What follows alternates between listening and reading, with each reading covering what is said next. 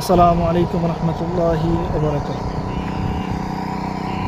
সময়ের ব্যবধানে আল্লাহ মানুষকে কোথা থেকে কোথা নিয়ে যায় তার অনেক বিবরণ হয়তো আপনারা দেখছেন।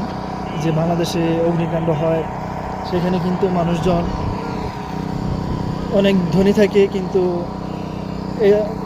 কিছু সময়ের ব্যবধানে একদম সব কিছু ধ্বংস হয়ে যায়।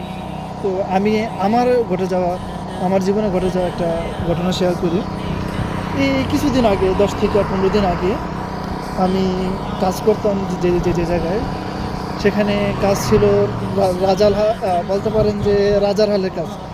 এই গাড়িতে বসে থাকতাম সারাক্ষণ, মানে সারাক্ষণ না, যখন বাইর হইতো গাড়িতে বসে থাকতাম, সাথে হচ্ছে জাস্ট অ্যাক্সেলেটর দাবাইতাম, ব্রেক দাবাইতাম, শেষ কাজ এতটুকু।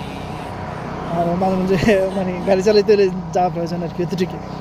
আর বর্তমানে অবস্থাটা এরকম যে হাতে কোনো কাজ নাই।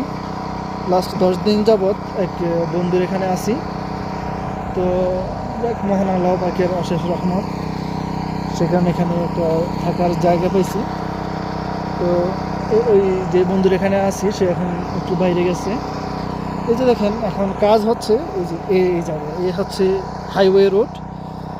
এই যে দেখেন, এই হচ্ছে হাইওয়ে রোডের পাশেই এই যে দেখেন, এই যে স্টিলের ড্রাম আছে না, স্টিলের ড্রাম, এই স্টিলের ড্রাম কেইটা এখানে এটা চুলার মতো বানাইছে।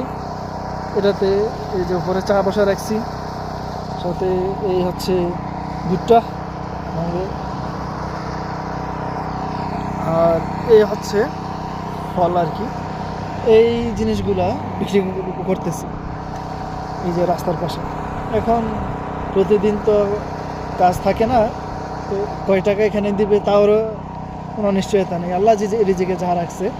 আর এখানে যখন আসি হচ্ছে মোটামুটি দুপুর 2:30-3টার দিকে। আসার পর থেকে রাতের আবার 2টা 3টা 12টা 1টা পর্যন্ত এই জায়গায় দাঁড়াইছি।